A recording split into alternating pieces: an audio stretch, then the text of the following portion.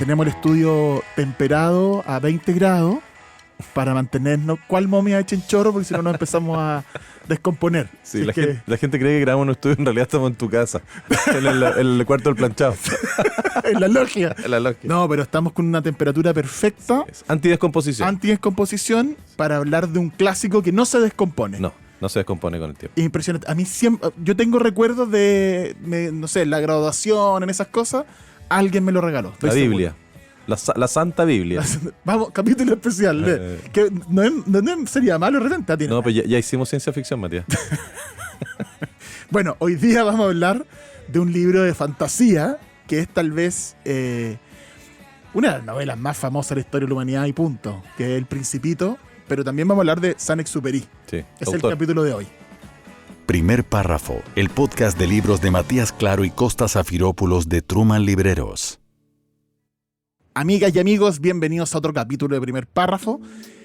Vamos a hablar de este clásico, de un libro que... Clásico. Vamos a hablar de este libro que se vende y se lee como si fuera un libro para niños y tiene cualquier cosa menos de ser para niños, yo encuentro. Sí, yo creo que es un libro muy útil para enseñarle a los niños un montón de cosas, valores y temas que son difíciles de enseñar, que son un poquito intangibles. Me parece que la historia es muy entretenida para un niño porque además tiene dibujos muy choros, pero no es un libro para niños. O sea, es un libro para los papás, encantar a los niños con la lectura, entusiasmar a los niños con la lectura y explicar ciertas cosas que son difíciles de explicar porque son demasiado ambiguas, sí. Pero en realidad es un libro tan profundo que es un libro para adultos. Uno no se cansa. Yo no sé, yo lo he leído unas 8 o 10 veces en mi vida, desde los 10 años para arriba, y cada vez le encuentro algo diferente, algo distinto que te deja como pensando un ratito. Sí, a mí lo que me pasa con El Principito es lo mismo que me pasa con Yesterday de Paul McCartney y los Beatles, que es como tan tarriado. Lo he escuchado mucho, ¿cachai? Sí. Y es como tan, y aparece en tantos formatos también. En tantas ferias artesanales uno ve cosas del Principito que es como basta. No, y además como libreros también, Principito pop-up, Principito, weón, ¿cachai? Sí. Caricatura, Principito cómics. Agenda del Principito, hay como 17 millones de versiones, entonces como... Hay una serie de dibujos animados que salió ahora, seguramente con la liberación de los derechos del Principito, y el Principito y sus amigos. Es como, puta, no sé, weón, así como... Inventando cualquier Bluey, cosa. Claro. Bueno, pero la gracia del Principito es que el autor, Antoine de Saint-Exupéry, es muy interesante su vida. De hecho, yo creo que él, o sea, estoy haciendo una especulación absolutamente estúpida, pero me parece que él no sé si habría quedado tan satisfecho de ser solo conocido por El Principito. No. Porque tiene, no sé, toda su obra es otra cosa, excepto El Principito. El Principito es una anomalía en su obra. Sí, pero él estaba muy orgulloso del Principito. Sí, estaba muy orgulloso de su obra y qué sé yo, porque además uno, es que igual que tú, Matías, al final quiere ser conocido. Si eso es por correr desnudo por la Alameda, bueno, pues hay que hacerlo. Si hay que tener un reality, se hace. Bueno, Saint-Exupéry nació el 29 de junio de 1900. Tenía 5 nombres él. Era una familia aristocrática, pero venía menos. Una historia que ambos Matías, conocemos, claro. ¿no? No, mi familia no es aristocrática. Mi familia venía menos nomás, güey. Tú eres aristocrático.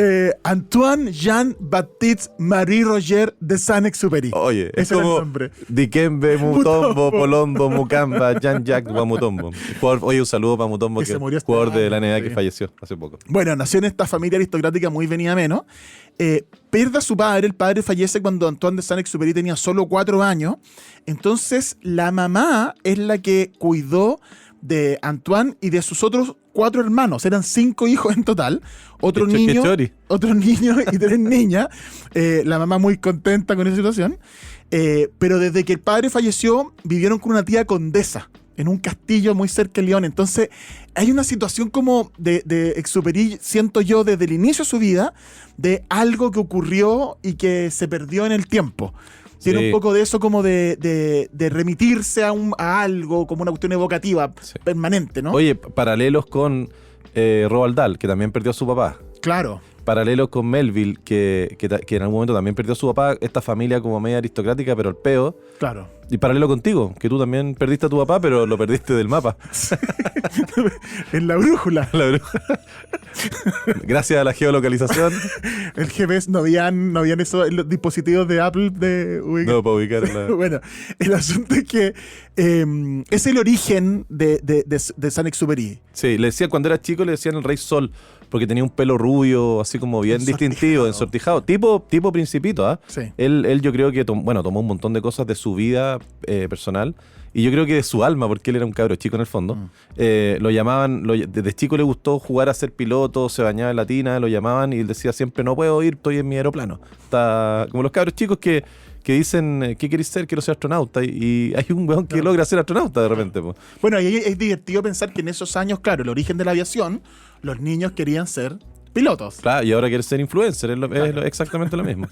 Oye, a los 12 años este gallo fabricó su propio avión. Y uno se imagina como que, porque agarró la bicicleta y uno dice, puta, le puso unas alas como de cartón y hacía como que era un avión. No, le puso unas varas de mimbre con velas, en el fondo con alas como tipo los hermanos Wright. Claro. Fue como una intentona bien científica de hacer un avión.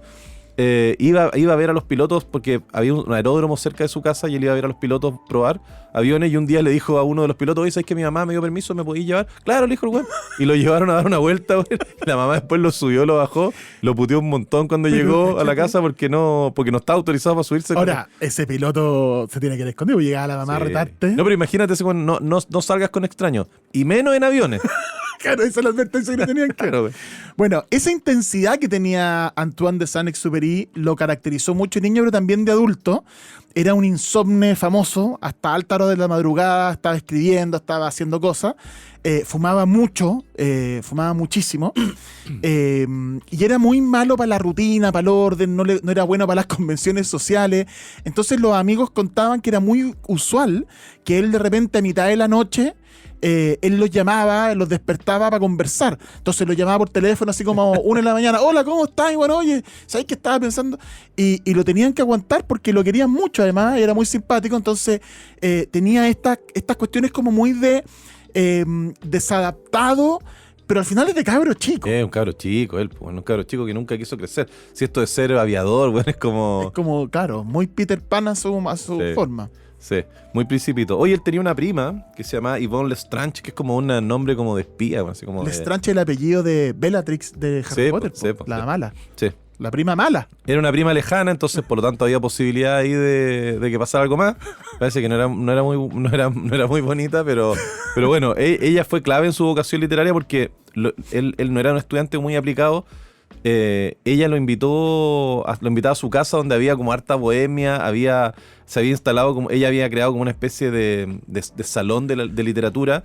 Él siempre medio corto de plata, echese económica, la mamá viuda tenía que mantener a todos los hijos, entonces decidió aceptar la invitación a quedarse en el departamento de la prima. En París. En París, que lo dejó ahí, ¿cachai? Lo ayudó y todo, así que todo tiene su precio. Finalmente, capaz que la prima era media lejana y algo tiene que haber pasado. Ella vivía en un departamento en la orilla izquierda del Sena, maravilloso, y tenía un salón literario, invitaba a un montón de personalidades de la cultura de parisina en ese tiempo, y él se vio como súper influido. Imagínate ver a todos estos gallos importantes que hablaban de literatura, de libros y todo, y él empezó con ese acicate en el fondo a escribir sus primeros poemas. La prima lo encontró como demasiado sentimental. No me gustan tus poemas, son demasiado sentimentales, le dijo. Ya, sale bien parecido el rol de una prima, sí, prima enojona. No me gustan. Pero también lo vio como talento y lo incentivó para que siguiera escribiendo, y como este gallo era medio noctámbulo y todo, se dedicó a escribir las noches. Claro, o sea, noctámbulo en París, a la orilla del Sena, el cliché del escritor. Claro. Cuando la prima le da un respiro, se iba a escribir. Bueno, hasta ahí tenemos a un Exupéry que aviones y la literatura. Sí. Y eso fue toda su vida. Y la prima. Y la prima. Y que fue muy mujeriego, así que también. Sí. En 1921, en abril, se incorpora al 2º Regimiento de Aviación de Estrasburgo y ahí hace su servicio militar. Recordemos que estamos ya en años de la Primera Guerra Mundial. No fueron años donde los aviones hayan sido súper importantes, pero ya existían. Sí, no había una, Claro. una división de aviación. Claro, no, pero tú en la Segunda Guerra Mundial ya los aviones eran fundamentales. Pero en la Primera Guerra Mundial los aviones todavía los buenos pedaleaban como para despegar. Claro, ¿no? las Como los metralletas hermanos nomás, Wright. ¿cachai? Exacto. Bueno, entonces, pero ya habían estos regimientos de aviación y él ahí entra a hacer el servicio militar, entra con ya formalmente ese mundo de la aviación que lo obsesionaba, cabro chico, y se trata de ahorrar los costos, los 2 años de carrera militar, e intenta conseguir la licencia civil de aviación, que era muy cara. Y esa licencia civil costaba, no sé, 2.000 francos, y la mamá, que era incapaz de decirle que no, porque más él fue súper importante en la crianza de su hermano. Hay un accidente con su otro hermano varón, entonces, que lo vamos a hablar más adelante. Él es el hermano mayor, el hombre. El hermano mayor, mayor. quedó como un poco el hombre en la casa. Entonces, la mamá, que era incapaz de, en el fondo, negarse a lo que Antoine quería, se consigue un préstamo para poder pagar esa cifra y termina consiguiendo esa licencia civil de aviación. Y en 1925... contando sus experiencias en los vuelos, un editor de una revista, así como en una comida, en una cosa, lo escucha hablar de que no, volar, y yo vuelo para acá y voy para allá, y los aviones, no sé qué. Era bueno para contar historias. Era bueno para contar historias. Le dice, oye, escribe esa historia, está buena. Y él escribe un cuento que se llama El Aviador, que es su primer relato, que se publica en abril del 26. Escribe lo que sabes. Escribe lo que sabe, escribe la historia de lo que tú te manejas.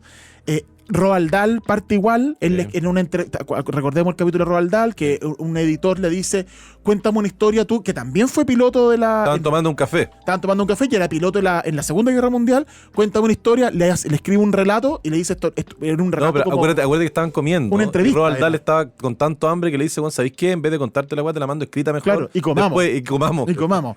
Y Roald Dahl escribe su relato de la experiencia piloto, y el tipo le dice, ¿sabéis qué? Esto no me sirve para el reportaje porque es demasiado bueno, esto es un cuento. No tengo nada que y hacer. lo publican. Sí, bueno, genial. lo mismo, muy similar la curiosidad con Antoine Saint-Exupéry, y se publica ese relato, El Aviador, y él ese mismo año, a fines del 26, entra a trabajar como mecánico en la Decor Aeropostal, que era una de las primeras empresas de aviación aeropostal, fundada por el señor Latecor, no sé cómo se pronunciará, y eran rutas Latecor, y eran rutas entre Francia y las colonias francesas de África Occidental. Sí.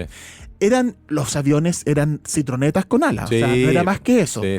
Y era tan así lo precario y lo frágil de la tecnología, que en los aviones iban con jaulas con palomas mensajeras. Un kit de palomas Un mensajeras. kit de palomas, o sea, bengala, que no, un kit de palomas mensajeras. Porque si se caía el avión o tenía un accidente, mandaban la paloma mensajera diciendo, estoy en este sector, vengan a buscarme. O sea, ese era lo precario del asunto. Eran 20 palomas. Mensajeras. No te exagero. Bueno, me encantan estos chistes. Chiste huevonao, pero bueno. Muy bueno. Bueno, en esa empresa él conoce a los pilotos de la Primera Guerra Mundial, que lo admiraba, y bueno, ya en diciembre del 26 tiene sus primeros vuelos ya propios, él volando entre Toulouse y Perpiñán, llevando el correo. Hay un momento súper importante en esos años, porque es cuando ya lo mandan destinado como jefe de un aeródromo en Cabo Yubi, que quedaba en el noroeste de Marruecos, en la puntita y justo en el borde de África. Era un protectorado francés. Un protectorado francés. Y a él lo mandan a ese aeródromo, y él tenía el mar a un lado y el desierto al otro. No había nada. Porque, ¿De Antofagasta? Claro, no había. En Antofagasta había más cosas. Era Truman Librero. El mar y el desierto. El mar y el desierto. Sí. Aclara, por favor. Sí. En Antofagasta está Truman Librero. Sí, Antofagasta, por supuesto. Y con eso es suficiente. Y hasta Darwin. Pasemos el dato. Claro. Bueno, y el asunto es que tenía el mar a un lado y el desierto al otro. Y tenía libros, tenía víveres, cada cierto tiempo le llevaban ahí comida. Y su pega ahí era rescatar aviones varados, negociar con nómadas hostiles que botaban aviones, capturaban a los pilotos y pedían rescate. Entonces él tenía que negociar con estos gallos. Era como los monjes que fueron a rescatar a Cervantes. Una cosa así, justamente. Así, sí. ¿Cachai? Bueno, y además de eso, como estaba solo y tenía tiempo, domesticaba animales salvajes de ahí de África, para tenerlos como mascota. Entonces, en toda esta estructura, vivía en una choza real, una choza de palo, así una ruca. Entonces, este gallo en el desierto, el que se manejaba los pilotos, que era mecánico, que domesticaba los animales, que negociaba con los nómades del desierto, lo llamaban el capitán de los pájaros. Ese era su... Era como un Doctor Dolittle mezclado con el negociador, no sé. Sí. ¿Qué tan domesticados estaban los animales? ¿Tú un león le hacía el desayuno? No, pero de haber domesticado, no sé, pues una lagartija, unos lagartos les tiraba comida. Bailaban. Claro. Hello, my baby. Tienen que, no sé, unos gatos así felinos, medio ferales, que seguro, no creo que haya domesticado una hiena, pero... No, difícil. Oye, no, bueno, finalmente todas estas experiencias, como comentaba Matías anteriormente, lo llevaron a publicar en 1926 el libro El Aviador, que fue su primer relato como publicado, que se publicó en una revista, y la historia está compuesta como por varios episodios de la vida de un aviador ficticio, que era como su alter ego en el fondo, se llama Jacques Bernis, y cuenta sus primeras experiencias como aviador, sus trabajos como instructor de vuelo, pasando como al último vuelo que tiene el personaje donde se rompe su monoplano, ¿cachai? En una maniobra acrobática, se salva, weón. Era bien entretenido, y como tú bien dijiste al principio, este gallo es un escritor básicamente de aventuras que partió escribiendo de lo que sabe, y que posteriormente, estos tiempos de soledad arriba del avión, le abrieron una ventanita, weón, media metafísica, que dio paso al Principito. En 1928 publicó su primera novela, que se llamaba Correo del Sur, también hecha a partir de sus recuerdos, sus experiencias, sus apuntes de vuelo, porque tú voy a contar más adelante que bueno, tomaba nota mientras volaba, era un loco. Una locura. Donde se narran estas como aventuras medias épicas, las primeras entregas de correo. Hay que recordar que era una novela de aventuras puras. O sea, ahora, weón, ya no existe ni el correo, uno manda un mail, pero en ese tiempo, para llevar el correo tenía que ir en un avión a una colonia francesa, ¿cachai? Y si vaya a pie demoráis un mes. Sí. Y esta cuestión se demoraba 2 días. Era y un te ahogaba, cambio... y porque había un océano entre medio, además. Pero era un cambio brutal en las Sí, comunicaciones, o sí. sea... Sí, entonces en estas novelas, en estas aventuras de Correo del Sur, su primera novela, relata estos viajes al hemisferio sur, desde Francia, a través de España, pasando por Marruecos, Mauritania, Dakar, como bien Indiana Jones también, la onda. Sí, eso es súper importante. Lo hemos mencionado, pero lo queremos seguir destacando. Era un escritor de aventura, y era un escritor de aventura que empezó a ser exitoso. Sus historias y sus relatos fueron muy bien leídos por la crítica y por el público.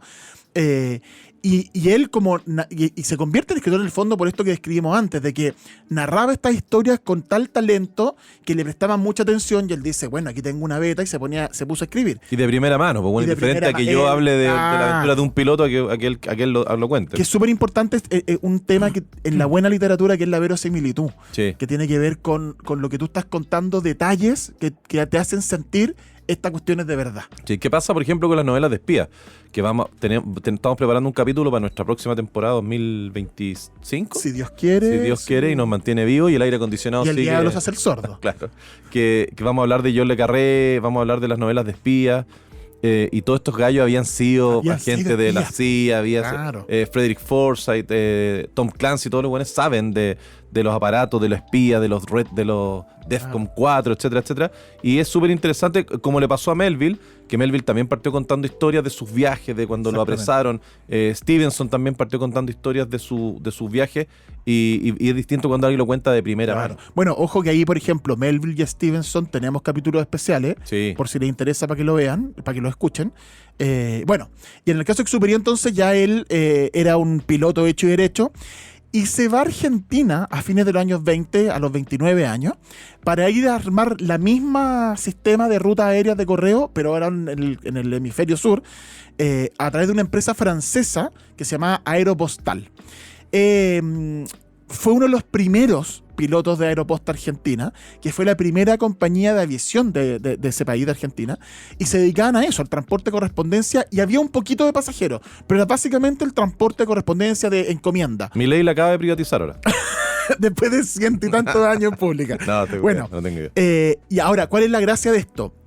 Que volaban de día, porque los aviones no tenían mucho autonomía de vuelo. No, y además eran muy helados. O sea, Eran podían- eran cabinas al aire libre, Sí. se sentaban al aire libre. Entonces, era muy precario todo. Volaban de día, entonces él iba y volaban debajo de las nubes, porque no eran tampoco para volar muy arriba. Entonces, ellos iban mirando el paisaje. Debe haber sido muy especial ser esos primeros humanos que miraban el paisaje desde arriba. Desde arriba. Y en soledad total. Esas son características súper interesante irnos dando cuenta, porque la perspectiva de mirar las cosas con literal altura de miras y pensar en esta distancia y en esta soledad y en esta reflexión, característica que tiene el Principito después. Sí. Bueno, se va entonces mirando estos lugares. En Buenos Aires conoce a su gran amor, que es una mujer que tú nos vas a contar de ella más adelante. Escribió Vuelo Nocturno, que ya fue una obra el año 30, se publicó el 30-31, que ya lo hizo muy famoso. Ya por esa novela ya fue muy famoso. Después del Principito es su novela más conocida. Más conocida. Recorrió todo el sur, llegó a Tierra del Fuego, Bahía Blanca, Río Gallego, viajó hasta Chile, a Punta Arenas, recorría todo el cono sur. Tuvo 15 meses en este lado del mundo, recorriendo todo el territorio. Y es muy importante un dato que tiene que ver con la vocación de llegar a todas partes con la información, con la cultura, a lugares que están muy alejados. Pasaban semanas para que llegara una carta, y estas empresas hacían que las cartas llegaran en 2 días. Sí, lo cambió todo. Todo, es un cambio gigante. Y eso pensarlo al día de hoy, de repente, con llegar con la cultura a lugares donde de repente no hay acceso a eso. Que uno piensa que ya no ocurre eso porque internet, porque todos tienen acceso a todo, pero no es así. En provincias falta cultura, Sí. falta Sí. gente intentando hacer cosas. Sí. Es lo que hacemos nosotros humildemente con Truman Librero, nuestra librería en Antofagasta, de tratar de llevar súper buenos libros y recomendaciones Sí, po. a las ciudades, que no todo es Santiago. Santiago no es Chile, Matías. No, pues, no lo es. Y Colo Colo tampoco. Exactamente. ¿Ves? Pero la U tampoco. Pero es lo más lindo. El CDA. Vamos por el CDA. Oye, bueno, él vivió harto tiempo en Buenos Aires, pero él ya estaba acostumbrado a estos viajes, a estos ratos solos. Por tanto, Buenos Aires le escribía él a su mamá y le decía que la ciudad lo deprimía, que para él Buenos Aires era como otro tipo de desierto. Me imagino a la gente de repente, weón, en las reuniones sociales y todo, el gallo ya se había acostumbrado a estar solo, a mirar el mundo desde otra perspectiva. Pero quedó encantado, obviamente, con lo que tú mencionabas recién, con estas rutas. El paisaje hacía unas rutas desde hacia el norte hasta Asunción, Paraguay, a través de los Andes en Santiago, llegó hasta la Patagonia. Como tú mencionaste, ese paisaje lo inspiró para escribir Le Petit Prince, que es como El Pequeño Príncipe. Esa era traducción, después vamos a hablar de eso. Sí. Por ejemplo, su célebre dibujo, para el que ha leído El Principito, que imagino que es todo el mundo, el dibujo de una boa constrictora que se traga un elefante que parece un sombrero, fue modelado por una montaña inusual que él vio en la península de Valdés, la dibujó rápidamente y se le quedó, voló por las costas del sur de Argentina, las más altas cumbres de la cordillera en el sur, cercano a Punta Arenas. En 1930, retomando lo que tú decías de estos aviones que eran prácticamente máquinas de coser, weón, un buggy convertible volando no sé cuántos metros, en 1930 una modernización de los aviones logró que llegaran modelos más potentes, más fiables, ¿cachai? Con mayor autonomía de vuelo y con la cabina cerrada. Y eso permitió que ahora se podían hacer vuelos de noche. Claro. Y de ahí obviamente viene Vuelo Nocturno. Esta aventura, Saint-Exupéry, volando desde Argentina a Chile, formaron la base de lo que sería su novela de 1931, Vuelo Nocturno. Como tú mencionaste, Matías, el libro fue recibido así como una aclamación total en Francia, en su tierra natal, y lo puso ya él en un lugar así, un sitial, como un escritor famoso, Sí. como un rockstar de la época. Sí. Él fue el primero en volar de noche en estos pilotos. A veces pilotaba más de 18 horas seguidas. Oye, el bueno. tipo. El frío era muy intenso, se forraban el traje con papeles de periódico, fíjate. No estaba la ley de las 40 horas en ese tiempo. No había la 40 horas. Y fíjate que hay una anécdota que él tenía frío igual en las manos y le cambió una joven en una parada así perdido en un pueblo, le cambió unos guantes, unas manoplas de cuero por un perfume. Seguramente esas manoplas de cuero para esa mujer, esa persona, estas cuestiones son de Sí. pega en mi basura. Sí. Y él le dio un perfume que tenía mucho, que lo había traído a París, entonces... O a lo mejor lo compró la Sofri en Iquique. En Iquique, quién sabe. Bueno, el asunto es que es importante contar cómo Exupéry volaba, porque esto se sabe por las cartas que él escribía. Muchas veces llevaba el timón con la rodilla, porque iba escribiendo. O sea, volaba recto varias horas, se apoyaba el timón en la rodilla, y en la rodilla se iba escribiendo, dibujando. Y se dice que la cabina la tenía llena de papeles que iba tirando a medida que algo no le gustaba, porque él dibujaba y escribía. Entonces, así escribió Vuelo Nocturno, literalmente volando sobre los cielos del hemisferio sur de noche.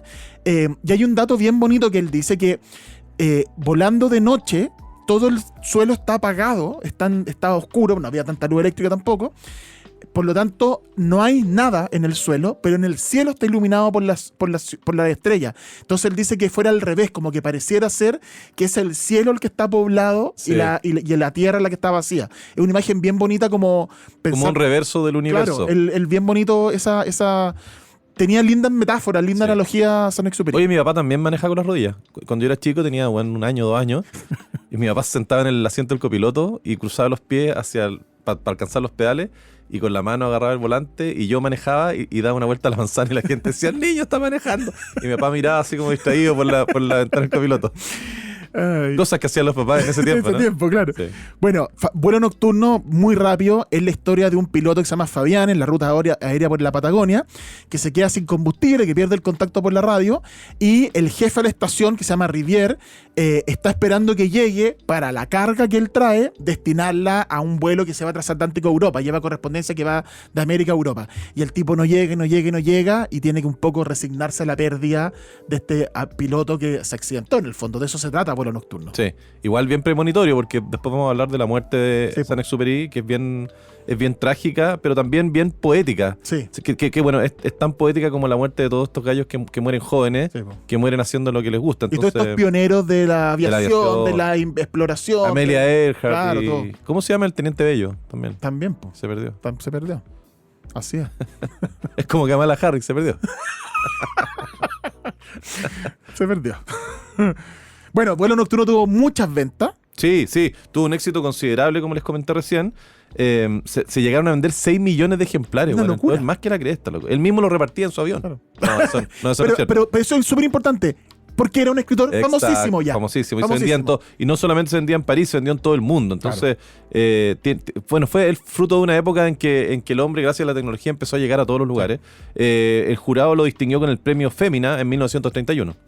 Era súper famoso, él trabajaba además como periodista, siendo corresponsal, trabajó en la Unión Soviética, en Marruecos, en España, y como era incluso era tan famoso que en 1937 se tira en paracaídas de la Torre Eiffel en una exposición internacional, así como, pero se tiró solo, sin la reina ¿Cómo? Isabel. No se tiró con Daniel Craig. Espérate, es curioso eso, porque se tira como parte de la ceremonia en un paracaídas, Sí. y la reina en los Juegos Olímpicos de Londres también hacen como que se tira. Con ¿te James acordás? Bond. Claro. Con James Bond. Oye, pero este se tiró el 37. El Sí, era loco, No, Superi. weón. En la Segunda Guerra Mundial, cuando Francia cae y es ocupada por Alemania, este gallo arranca y se va a Nueva York.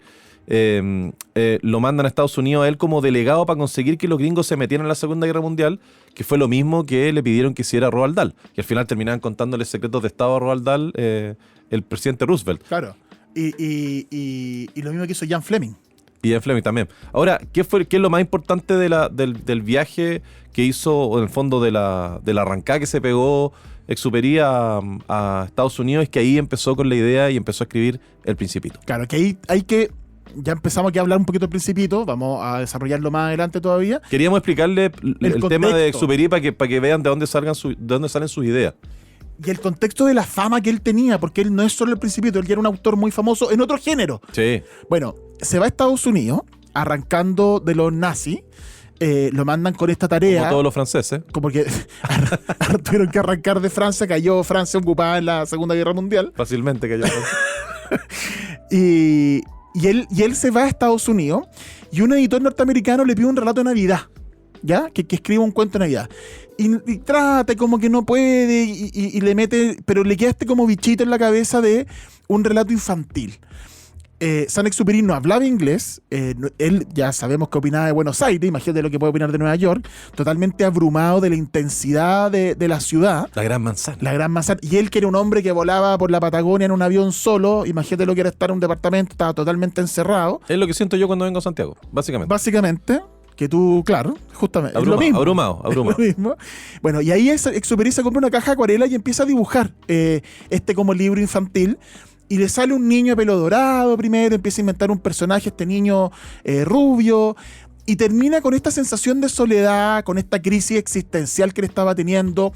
Su país había desaparecido, había caído ante los alemanes, estaba la guerra misma, no sabía qué iba a pasar. Entonces todo este contexto de depre, de soledad, lo lleva a tener esta mirada más evocativa de la infancia y cuenta y escribe este relato de este príncipe, de esta rosa, de este zorro solitario, de los baobabs, y termina escribiendo y dibujando Le Petit Prince, que es esta fantasía que de alguna manera también recogió, que lo vamos a ver más adelante, algunos de los traumas que él tuvo en su vida, que es su hermano menor que falleció, y este aterrizaje forzoso en el Sahara en el 35, que también es muy importante. Que le ocurrió, en verdad. Sí. Sí. Bueno, a mí es muy interesante ver de dónde parte la inspiración. Hemos hablado en esta temporada acerca de la inspiración de dónde nace, y en este caso el gallo se puso a dibujar primero, ¿cachai? La inspiración no partió... es como cuando le preguntan a Cerati o a Charly García ¿qué es lo que hace primero, la letra o la música? O Spinetta. Y los gallos parten generalmente por la música, hay gallos que no tocan, que parten por la letra y van complementando. Y en este caso este gallo parte por lo visual, por los parajes, claro, por el Sahara, por la soledad, por un estado emocional determinado. Claro. Parte dibujando un niño con el pelo rubio y ese pelo rubio te inspira para después pasarlo a palabras y a ideas, claro, pero partís por otra cosa. Sí. Entonces es súper interesante. Eso es súper importante para todos aquellos que de repente quieren escribir. No, la escritura no es solo la idea concreta de va a pasar esto. A veces hay cuestiones evocativas y es sentarse a escribir y ver para dónde va la cosa. Está la atmósfera nomás, Claro. y para cualquier persona que quiera crear cualquier cosa. Sí. Él vive en Estados Unidos desde fines de los 40 más o menos, que acordémonos que en los 40 no se veía por dónde Sí, po. ganar la guerra, pues bueno, Sí, po. estaba la Sí. embarrada, ¿cachai? Los austriacos se habían abierto de piernas, los alemanes, weón. Es que es verdad, weón, es verdad.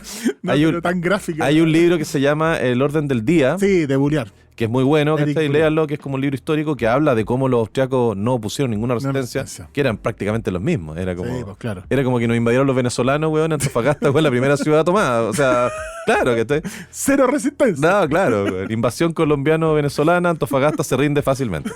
Bueno, el tema es que este weón en 1940 no se veía por dónde, y estuvo en Estados Unidos del 40 hasta el 43 más o menos. El 43 todavía los gringos estaban ahí con que se metían, no se metían. No se veía la luz al final del túnel, y se publica El Principito en inglés. Y 2 semanas, la misma editorial gringa, que eran sus amigos Reinaldi y Hitchcock, la publican en francés. En Francia, mira, esta es una historia súper interesante. En Francia el libro no pudo ser publicado oficialmente hasta que la nación fue liberada de la Alemania nazi. La editorial Gallimard, liderada por su dueño Gaston Gallimard, famosísima, se encargó de su publicación en el 46 recién. Cacha. En su país... Ya muerto él. Exactamente. Ya había muerto. Él ya se había muerto, y aunque se dice que algunas copias del Principito circulaban así como medio secretamente en la Alemania cuando todavía no, o sea, en Francia, cuando todavía no estaba liberada de los nazis, Sí. pero se publicó de verdad después de muerto él y después de su ocupada Sí, po. Francia. Bueno, hay un dato que no me acuerdo si lo mencionamos, a lo mejor se nos pasó, que era que a él lo mandan a Estados Unidos con este rol como espía a intentar que Sí. los gringos se metan en la guerra. Lo dije yo y lo comenté ¿Verdad? a propósito de Roald Dahl. Ah, verdad. Y eso es súper interesante porque... Tú estabas tratando de bajar el aire acondicionado para no Puede ser. descomponer. Para no descomponernos. Y ahí es súper interesante porque él igual era mayor. Ya era un gallo de 40 años. Entonces no era un joven que que se iba a ir a la guerra de todas maneras. O sea, era un gallo mayor. Sí. Y eso es importante porque el año 43, pese a que su esposa se lo suplique y pese a que ya tenía una salud maltrecha porque se había accidentado además un montón de veces y a su edad y qué sé yo, él insiste y se vuelve a unir al ejército. Se enrola a las fuerzas francesas libres, entra en un convoy, viaja a África del Norte y se transforma en un piloto de reconocimiento. Hacían vuelo de reconocimiento para ver así cómo estaba el terreno de espionaje y qué sé yo. Entonces se mete en eso y alcanza a tener el 44 5 misiones de reconocimiento, y en una de las últimas misiones, en julio del 44, 31 de julio del 44, parte desde Córcega, pero se le pierde la pista y se cree que cayó al mar, que nunca más volvió. No se supo si fue un accidente, no se supo si fue un ataque alemán, no se supo, incluso se especuló con la posibilidad de un suicidio porque estaba muy afectado por este tema que tú describiste de la Segunda Guerra, y ahí tiene otro punto en común con Roald Dahl, que él también tuvo un accidente de avión en la guerra y que le cambió la vida, casi lo mató. Y recordemos que en ese capítulo de Roald Dahl lo hablábamos, le cambió un poquito incluso la cuestión como cognitiva, especulan algunos, que le permitió escribir los libros que después escribió. O sea, otro punto en común con Roald Dahl. Sí, bueno, como tú decías, Matías, no se sabe qué pasó, pero después con el tiempo se supo lo que pasó. En 1998 un pescador encontró una pulsera de identificación que era como una esclava, una pulserita que andaba trayendo Exupéry, que se la habían regalado sus amigos los editores, y en la pulsera estaba grabado el nombre del autor del Principito, Antoine Saint-Exupéry, de su mujer, Consuelo, y el de sus editores, que eran Reynal y Hitchcock, que eran los que le habían regalado la pulsera. Entonces ella como que, cachamos que se había caído, Claro. no sabemos por qué. Apareció la pulsera, aquí estuvo Exupéry. La pulsera de los 7 poderes. Claro. Entonces, recién en el año 2000, un buzo halló los restos de un P-38 Lightning, que era el avión que manejaba Exupéry, esparcido en el fondo del mar, los cuales se recuperaron en el 2003, y han habido investigaciones. El Departamento de Arqueología Subacuática confirmaron que los fragmentos efectivamente eran del avión de Saint-Exupéry. Entonces, no sabemos qué le pasó, como tú comentaste, pero de que se cayó al mar y desapareció y falleció en esa instancia. Eso ya se ha comprobado. Sí. Exupéry llevaba, porque se había publicado, como tú dices, en inglés y en francés, pero en Estados Unidos, llevaba El Principito y lo compartía en sus misiones, se lo leía a sus compañeros, estaba muy orgulloso, pero no dimensionó y no vivió, porque murió mucho antes de que fuera tan famoso, el impacto que tuvo El Principito. Entonces, para hacerse una idea y para allá ir a hablar de frentón del Principito, hay que entender que es el segundo libro más traducido en la historia después de la Biblia. Sí. Hasta el año 2022, que se tradujo al dialecto sefardí del jaquetí, tiene más de 500 traducciones oficiales. O sea, increíble. 500 traducciones. Bueno, Pero además te habla de lo universal que es ese libro. Funciona en la aldea de los jaquetí, y güey. funciona en Nueva York. Exactamente. ¿Cachai? Bueno, se cumplieron 80 años hace poquito, en el 2023, en abril del 2023, se cumplieron 80 años de la publicación. El 46 aparece en Francia, en edición ya francesa, pero se había publicado en inglés y en francés en Estados Unidos. Y la novela parte con este hombre, que es el piloto, no tiene nombre, que tiene un accidente en el desierto del Sahara, y es lo que le ocurrió a Exupéry. Y acá es lo que hemos estado como adelantando. Hay un montón de cosas que le ocurrieron que están todas volcadas en esta historia. Pequeñas frases, pequeña simbología, alegoría. El accidente del Sahara a él le ocurrió el 35 y sobrevivió. En algún momento el piloto del Principito tienen que salir a caminar porque tienen mucha sed y encuentran un pozo de agua. Eso le pasó a Saint-Exupéry el 35. Él estaba haciendo un vuelo de competencia junto a su navegador André Prévost, que querían batir el récord de tiempo de vuelo de París a Saigón, y era un premio de 150.000 francos. Cabros chicos. El accidente fue una noticia internacional, fue por todos los diarios. Se cayeron en la parte de Libia del desierto de Sahara. Libia es complicada. Es complicado. Libia. Es una talla muy interna. Bueno. Pero él en este accidente tuvieron una rápida deshidratación, no sabían dónde estaban, no tenían alimentos, según las memorias de Exupéry, solo tenían uva, un par de uvas, 2 naranjas y un poco de vino. Experimentaron alucinaciones visuales y auditivas, y al tercer día estaban tan deshidratados que a diferencia de ti, no transpiraban. Dejaron de transpirar. Al cuarto día, un beduino en camello los descubrió, les salvó la vida, así como lo barrieron los uruguayos. Sí. Y a partir, claramente esa experiencia lo inspiró. El piloto es él El en escenario, el Sahara y tienen que salir. El piloto en el Principito está desesperado porque al 8º día se va a quedar sin agua y tienen que salir a buscar un pozo de agua que es importante en el Principito. Eso le pasó textual a él. Ahora, hay otros personajes, se ha hablado mucho de cuáles son las inspiraciones. Por ejemplo, se habla que el Principito, además de esta cuestión con el hermano o sus pelos rubios, qué sé yo, puede estar inspirado en el hijo Charles Lindbergh, que era otro eximio piloto que Exupéry conoció y que fue la inspiración, Charles Lindbergh, para el explorador villano de Up, Charles Muntz, que es el gallo malo de Up, de la película El viejito con los globos. De Pixar. Y bueno, y ahí también hay que mencionar una novela que se llama La Conjura contra América, de Philip Roth, que es una ucronía donde Charles Lindbergh gana una elección presidencial en Estados Unidos y convierte a Estados Unidos en un estado fascista. Es una tremenda novela de Philip Roth, que bueno, nunca ganó el Nobel él, pero un gran autor. Charles Lindbergh es personaje también en esa novela. Sí, Charles Lindbergh fue un aviador norteamericano que era como súper conocido porque cruzaba el Atlántico, fue de los primeros así como celebridades aviadoras, pero además tenía un lado medio oscuro él, era medio simpatizante nazi, se juntó con Hitler en un viaje que tuvo, entonces bueno, como que sospechan, a él le secuestraron el hijo, que terminó muy mal la cosa. Sí. Es una historia para otro podcast, para otro programa, la historia de Charles Lindbergh. La Rosa, por ejemplo, está inspirada en la esposa de Saint-Exupéry, que se llamaba Consuelo Susín Sandoval, que era una mujer salvadoreña que él conoció en Buenos Aires. que le aguantó a Exupéry. Él estaba muy enamorado de ella, pero Exupéry se portó bastante mal. Ella le aguantó un montón de infidelidades.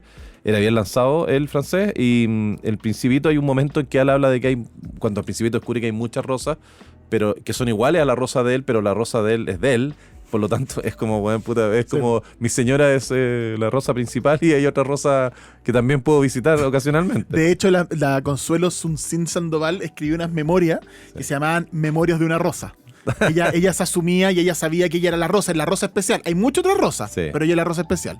Bueno, el zorro, un personaje icónico, acuérdense, en Cabo Jujuy que andaba domesticando animales salvajes. El zorro es un zorro fenec y él lo dibuja con las orejas súper largas, y ese es un zorro fenec que es propio del desierto del Sahara y que son unos chiquititos mega orejones, y que seguramente los vio en algún accidente o los conocía por su estadía en África. Sí, además el zorro como símbolo de la sabiduría. Además. Del que sabe, el que te enseña. El que te ¿cachai? enseña. El zorro. Po. Hablamos del hermano menor de Saint-Exupéry. Tenía 3 hermanas y un hermano menor que, como comentamos, murió a los 15 años de fiebre reumática.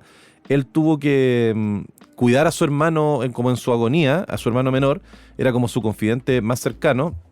Por ejemplo, cuando habla de la muerte de François, que era su hermano, él dice que permaneció inmóvil por un instante, no gritó, cayó tan suavemente como cae un árbol, que es muy similar a la descripción que él hace cuando el Principito, bueno, yo siempre me tocan los spoilers a mí, pero bueno, cuando el Principito... No, pero corta la Ya, el Principito, no, güey, ya. 80 años Sí, el bueno, libro. cuando muere el Principito es la misma descripción que hace él, entonces Pero evidentemente es la que- misma. es la misma. Es como una corteza vacía, no sé Sí. qué, tiene una frase así, sí. Es muy lindo ese momento.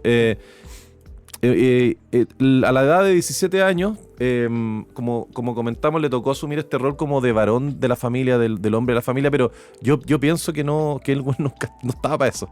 O sea, se muere el papá a los 4 y muere el hermano a los 15 y quedó siendo el único hombre de la familia. Está bien, pero yo creo que él no quería ese rol. No. No quería esa pega, él quería seguir siendo... A los 17 años yo tampoco quería, po. Sí, Me pasó lo mismo a los 17 años, po. Exactamente. ¿Cachai? Bueno, otra figura que es importante, otro personaje de alguna manera que es importante son los baobabs, que se ha dicho que es una metáfora del nazismo, súper destructivo, este árbol que si uno si uno lo descuida te puede como destruir el planeta. Los baobabs son unos árboles súper importantes en el desierto, en África. Son árboles que tienen mucha agua. Tienen raíces profundas. Son raíces profundas. Le llaman el árbol al revés, porque tiene raíces muy profundas. Entonces, son árboles muy importantes como en la mitología y en el imaginario africano, y que se le ha asignado esta metáfora al nazismo súper destructivo, pero que igual puede tener otro, ¿no? No, o sea, yo pienso que no, yo no estoy tan de acuerdo con eso porque me parece que los baobabs son como una manifestación de cómo la naturaleza puede ser buena o puede ser mala, ¿cachai? Pero no tiene voluntad, no son malos. O sea, el Principito tiene un planeta, él vive en un planeta chiquitito y tiene que estar como constantemente combatiendo a los baobabs porque tiene unas raíces tan profundas que si uno los deja crecer ya no los puede cortar, y por lo tanto tiene que ver también con estar atento a eso que puede transformarse en algo malo, que no lo tienes que dejar crecer dentro tuyo, tienes que ir a podar las raíces rápidamente, Sí. y encauzarlo y mantenerlo a raya, y tiene que ver con los temores interiores también, con los rincones oscuros que uno tiene, que uno tiene que mantenerlo al margen, pero no como algo malo con una voluntad, sino que algo como que está en la naturaleza y que yo tengo que tratar de mantenerlo ahí. Sí, po. Que más adelante lo vamos a conversar, que tiene que ver con el júzgate a ti mismo, que lo dice Sí. en el Principito. Bueno, y de todos los personajes que aparecen, tal vez el más especial y el más simbólico es la serpiente. La serpiente es lo primero que aparece en la primera página, una boa constrictora con un elefante. Es lo primero que el primer ser vivo que el Principito se encuentra en la Tierra, y que es muy misteriosa y le habla todo el rato como medio críptico y como que yo te soluciono tu problema, le habla como que todo el rato yo te puedo dar la solución. Y es finalmente... Es la salida rápida. Es la salida rápida. Y es finalmente... Por eso algunos veían la opción del suicidio en el accidente de Saint-Exupéry, porque lo escribió en ese estado también al principio. Porque la serpiente sugiere ideaciones suicidas. Suicida. ¿Cachai? En el fondo, quiero parar mi sufrimiento, no estoy con la rosa, no, voy a dejar al zorro, pierdo todo lo que tengo, por lo tanto mejor tomo la salida Exacto. fácil. Y como te decía, es el primer ser vivo que ve en la Tierra, es el último, se pone de acuerdo con la serpiente para juntarse en el desierto, digamos. Igual es muy bíblico. Es muy bíblico, tiene esta cuestión de la Génesis. Tú dijiste La tentación esta cuestión de morir, la tentación del Génesis, de la serpiente, digamos, pero además, por ejemplo, en la historia se sabe, el mito, que Cleopatra se suicida con una serpiente, Sí. por lo tanto también tiene esta cuestión de la salida rápida. Y sin ir más lejos, tenemos nosotros la historia, por ejemplo, en la cosmogonía y en la filosofía y en la mitología mapuche, maya, las serpientes son importantes, por la serpiente emplumada. Sí, es que es un bicho raro porque al final, en una parte del Principito le dice, oye, tú eres un animal que tiene puro rabo, pues pura cola. Claro. Porque la ve como... Eres un dedo. Es raro, Sí. no tiene patas, pero Sí. camina. Exactamente. Bueno, toda esta idea, todas estas interpretaciones simbólicas no se les pudo preguntar a Exupéry. Fallece muy pronto después de publicado el libro. Por lo tanto, más misterio le asigna el libro. Ahora, el libro tiene frases muy bonitas Sí. y vale la pena revisarlas. Ahora, hablé un poquito para la gente que no ha leído o que quiere que sus hijos lo lean. El Principito se trata de un pequeño príncipe que vive en un planeta chiquitito, que él caminando le da la vuelta al planeta. Tiene una rosa, la cultiva, la rosa es bien como Veleidosa. caprichosa, veleidosa, bien egoístona. Por eso también la comparan con su esposa. Sí, tiene unos volcanes que él tiene que limpiar, tiene todo ordenadito y decide un día ir a dar una vuelta por el universo, colgado de un cometa, y en el camino conoce un montón de gente extraña, pero también bien arquetípica de lo que son las personas, de lo que son los seres humanos.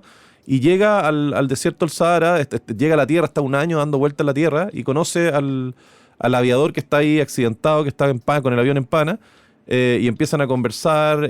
Principito le cuenta su historia y es interesante porque es el enfoque de un niño, la inocencia de un niño, y versus esta cosa como más cínica de los adultos. Es un libro muy lindo, te da muchas lecciones. Tiene un momento, uno se pregunta si es un libro para adultos, si es un libro para niños. Lo comentamos al principio del programa. Yo te diría que es un libro fantástico para los niños, pero en el fondo es un libro que te hace pensar, es un libro para adultos, que tiene temas de adultos, en un traje, en un envoltorio infantil. De hecho, yo creo que como niño no se entiende. Creo yo. Uno se queda Yo creo que se entiende a cierto nivel que es suficiente para que un niño lo disfrute. O sea, se entiende la historia fantástica de este personajito tierno que viaja por los planetas y que conoce gente rara, pero no se entiende la profundidad de claro. lo que quiere. Se entiende en un 50% y Claro. otro 50% que lo descubrís cuando sois más Sí, grande. claro. O cuando alguien te lo explica también. Por eso este es un libro muy bueno para que lo lean los papás con los hijos juntos. Sí. Y les vayan explicando. Por ejemplo, una de las frases es, si tú vienes, por ejemplo, a las 4 de la tarde, desde las 3 comenzaré a ser feliz.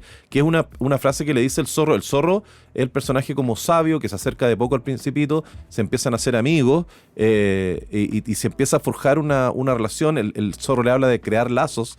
Es muy lindo el diálogo. Claro, y le dice, pero ¿cuál es la gracia? Por ejemplo, si yo sé que tú vas a venir, no puedes venir en cualquier momento. Yo me tengo que preparar. Si tú vienes a las 4, yo de las 3 voy a comenzar a sentir algo especial, algo rico de esa anticipación que uno siente por la persona que ama, cuando vaya a buscar a tu señor al aeropuerto, cuando vayas a esperar a tus hijos que están de viaje, o cuando... Eso lo retrata muy bien el zorro. Es muy bonita esa imagen y de hecho yo me acordé cuando lo leí de nuevo El Principito estos días, lo leí de nuevo y me acordé de que por ejemplo en Papelucho está la misma idea. Papelucho es del 47, 48 y habla Papelucho de va a celebrar su cumpleaños y a él le gusta más el día anterior porque es la anticipación y además cuando ya pasa su cumpleaños tiene que esperar todo un año para que vuelva a ser su cumpleaños. Entonces es muy bonita esa sensación de la anticipación. Sí, sí. Hay otra frase que dice, debo soportar 2 o 3 orugas si quiero conocer a las mariposas. Que tiene que ver con que el cariño, el amor es una inversión constante, requiere paciencia para ver el resultado final. Y eso lo habla con la rosa. Sí. Fue el tiempo que pasaste con tu rosa lo que la hizo tan importante, le explica el zorro. Y es claro, o sea, en el fondo el amor, el cariño no nace de la nada, nace de un montón de tiempo que uno pasó con esa persona. Y eso es lo que la hace tan valiosa. Es como el interés compuesto. O sea, tú puedes poner plata en el banco y esa plata va acumulando un interés compuesto y va creciendo exponencialmente. El cariño es lo mismo. Sí, bueno. Una analogía financiera para el amor. Sí. En estos tiempos de capitalismo. Sí, pero claro. Bueno, todas las personas mayores fueron primero niños, pero pocas la recuerdan. Es una frase preciosa. Todos fuimos niños, pero todo el mundo se olvida. Y yo siempre he tenido teoría de que uno tiene que recordar permanentemente qué es lo que le gustaba de niño para acercarse a eso que te hacía feliz. Sí. Si tú de cabro chico te gustaba pintar sin que nadie te obligara, de grande pinta. No te vayas a ganar la vida en eso. No te ganes la vida como pintor, pero pinta, porque hay algo ahí que te impulsaba de niño a hacerlo y no lo pierdas, ¿cachai? Por último, como un hobby, son detalles. Pero bueno, tiene otras frases también el Principito que te quiero, por ejemplo, leer. Hay una frase cuando está con el rey, que le dice... te juzgarás a ti mismo, le respondió el rey. Es lo más difícil. Es mucho más difícil juzgarse a sí mismo que a los demás. Si logras juzgarte bien a ti mismo, eres un verdadero sabio. Esa cuestión es budismo, es filosofía oriental, ¿cachai? Tiene una profundidad muy grande como para que un niño simplemente lo entienda, pero el niño igual lo percibe. Como que empieza a crecer y a entender esas cosas. Pero además tiene que tener con sentido común. Es como también no te autoengañes. El juzgarse bien a sí mismo implica que no te autoengañes. De repente hay cosas que te están pasando en la vida que son culpa tuya. No digas que es por esto, Júgate otro. a ti mismo. Conócete a ti mismo, claro. Justamente. Por ejemplo, después cuando anda el vanidoso le dice... ¿Y qué hay que hacer para que después de 5 minutos de ejercicio el Principito se cansó de la monotonía del juego? Porque el juego era que lo aplaudiera. Ese era el juego. ¿Y qué hay que hacer para que el sombrero caiga? Preguntó, pero el vanidoso no le oyó. Los vanidosos no oyen sino las alabanzas. ¿Me admiras mucho verdaderamente?, preguntó el Principito. Entonces el vanidoso siempre preocupó a sí mismo. Vivimos en una época de Instagram, no sé, es increíble todo eso. Cómo funciona hasta el día de hoy, donde en Instagram los vanidosos, el ego, ¿cachai? Bueno, hay una página final que es la página 70, o sea, dentro del final que yo te la quería leer porque encuentro muy bonito. A ver, léemela, Matías. A propósito de Antofagasta, el desierto, nosotros que hemos viajado de repente en auto por el desierto, lo hemos recorrido, amigos, de la mano, como Telma y Luis. El desierto, al final le dice, el desierto es bello, agregó. Es verdad, siempre he amado el desierto. Puede uno sentarse sobre un médano de arena. No se ve nada, no se oye nada. Y sin embargo, algo resplandece en el silencio. No, el desierto Lindo, es fantástico. Bueno, hay mucha gente que es fan de lo verde, del sur de Chile, que es maravilloso, por cierto.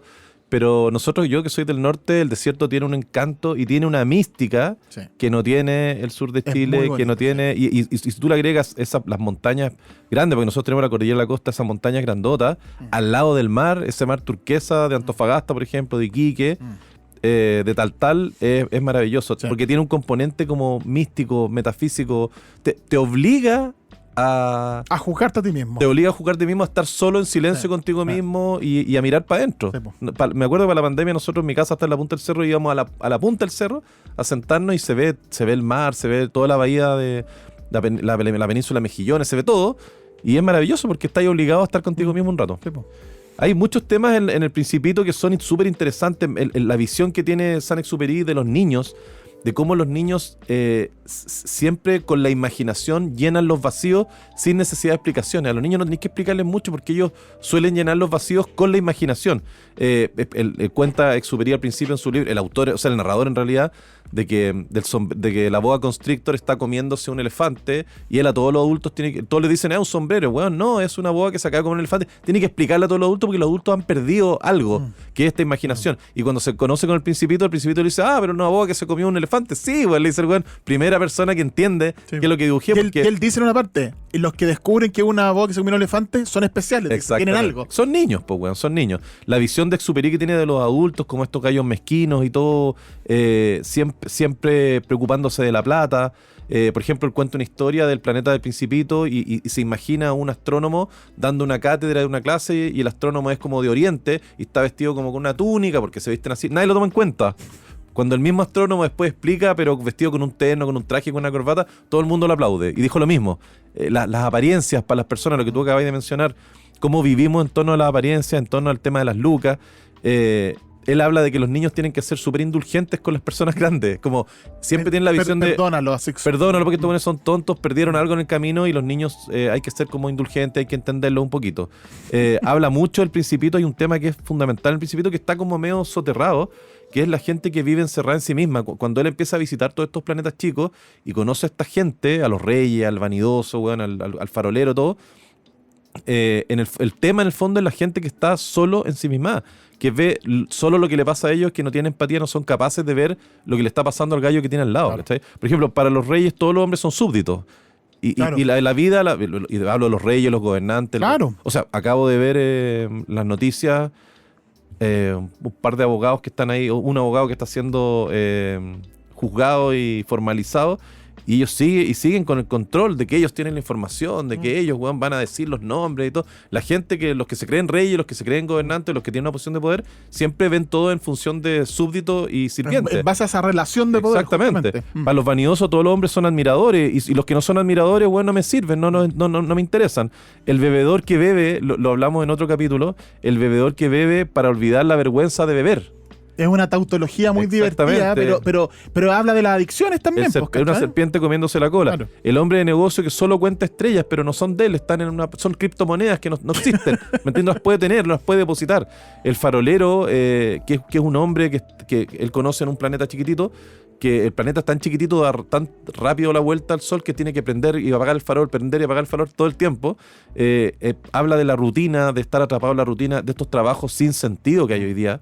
Que han habido toda la vida, pero por lo menos el Principito lo valora porque es el único que se ocupa de algo ajeno a sí mismo. Sí. Algo de empatía tienes, ¿cachai? Sí. Se junta con un geógrafo, el geógrafo sabe un montón de geografía, pero no sabe lo suficiente porque no tiene exploradores. Sí. Los exploradores son los que van a ver y le informan, él es solo geógrafo. Mira, perdón que te interrumpa, pero hay una cuestión con el farolero que me acabo de acordar. Que estaba revisando el dato. Él escribe el Principito, lo publica el 43, lo escribe, no sé, el 42, digamos.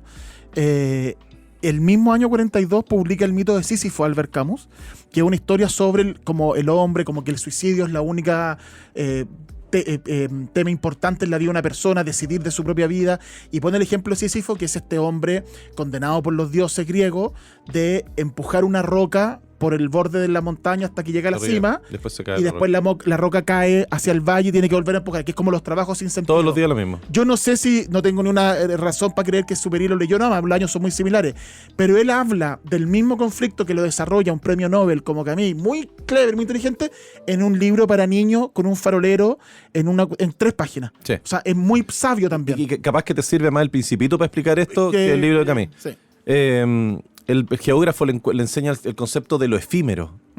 Y es súper importante para los niños que tienen la vida por delante entender qué es lo que es lo efímero, que todo se puede acabar. Que el tiempo también se les va a acabar a ellos. Claro, el tema de la rosa, que es clásico, de que él pensaba que su rosa era única, y lo peor de todo es que la rosa también pensaba que ella era única y actuaba, en consecuencia.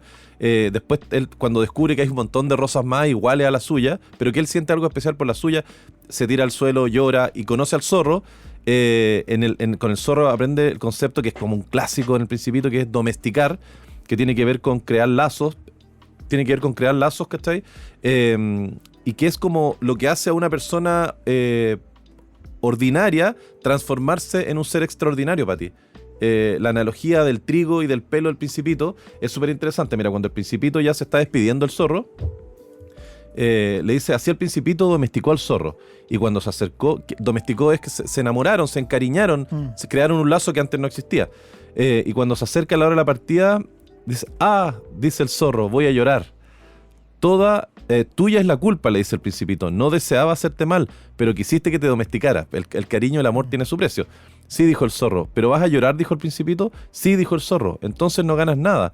Gano, dijo el zorro, por el color del trigo. Y luego agregó, ve y mira nuevamente las rosas. Comprenderás que la tuya es única en el mundo, volverás a decirme adiós y te regalaré un secreto. ¿Por qué le habla del color del trigo? Porque le dice, ya, no te voy a tener a mi lado, pero cada vez que yo vea el trigo me voy a acordar de tu pelo y me voy a acordar de lo que tenemos, ¿cachai? Aunque no estemos juntos.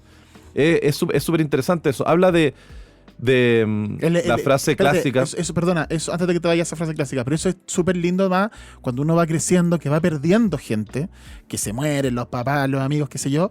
Queda eso, ese recuerdo del color del trigo para acordarse el pelo del Principito. Sí, es muy bonito. Sí. O sea, mi hijo está estudiando en Canadá ahora, lejos, no sé, y cada cosa que veo, ayer vi un partido de los Warriors, me acuerdo de él. Claro. Me comí un pedazo de pizza que a él le gusta, me acordé de él. Entro a su pieza, está su olor. Sí. Veo el cesto básquetbol afuera, veo los libros que él lee, los cómics, escucho Spinetta y me acuerdo de mi hijo. Claro. Entonces, esas cosas son súper importantes, pero esas cosas se logran cuando tú ya has logrado domesticar a alguien. Sí, la frase clave del Principito, y que es como el mensaje del libro, es que el zorro le dice, no se ve bien sino con el corazón. Lo esencial es invisible a los ojos. Son todas estas cosas que no podemos tocar. El amor, ¿dónde está el amor, weón? ¿Dónde lo podéis ver? ¿Dónde lo podéis tocar? ¿En qué parte de tu cuerpo se genera? No se sabe. Eso es Yesterday, porque es una frase preciosa que está en toda que le hemos leído tanto que olvidamos leerla de verdad. Pero lo esencial es invisible a los ojos. Exacto. Y con el amor viene la responsabilidad. El Principito le pide al aviador que le dibuje un cordero, porque quería tener una mascota. El aviador le dibuja un montón de corderos, pero ninguno le gusta al Principito. Sí, hay unos que son muy feos, tiene cuernos. Era muy viejo, tiene cuernos, es un carnero, bueno, no entendí. Y finalmente le dibuja una caja con 3 hoyos para que respire y le dice, ahí adentro está el cordero que tú quieres.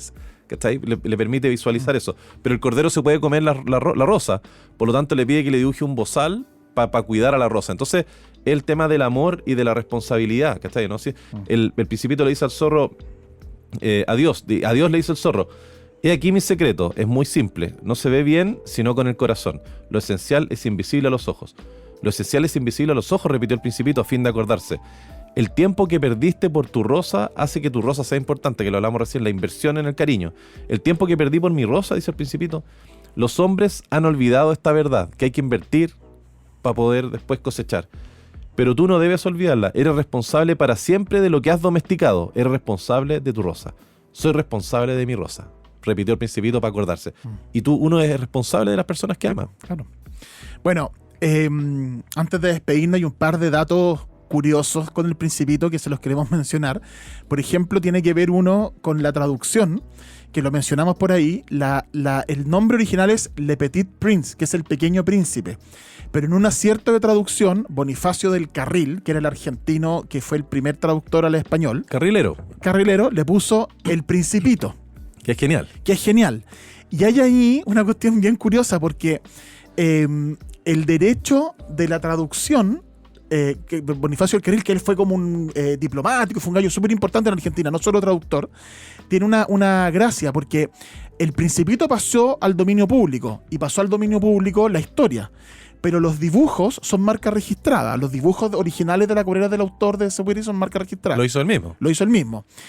Por lo tanto, esos nadie los puede tampoco utilizar, ¿cachai?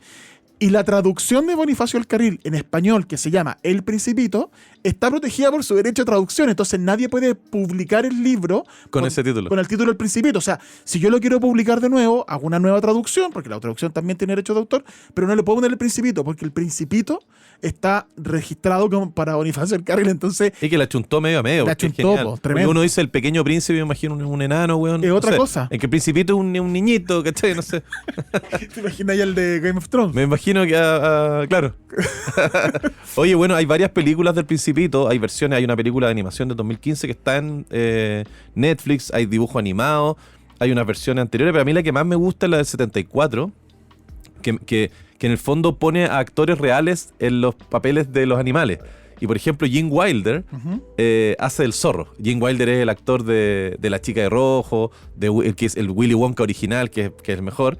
Y él hace el zorro, que bueno, es tremendo, porque además tiene como pelo de zorro, tiene cara de zorro.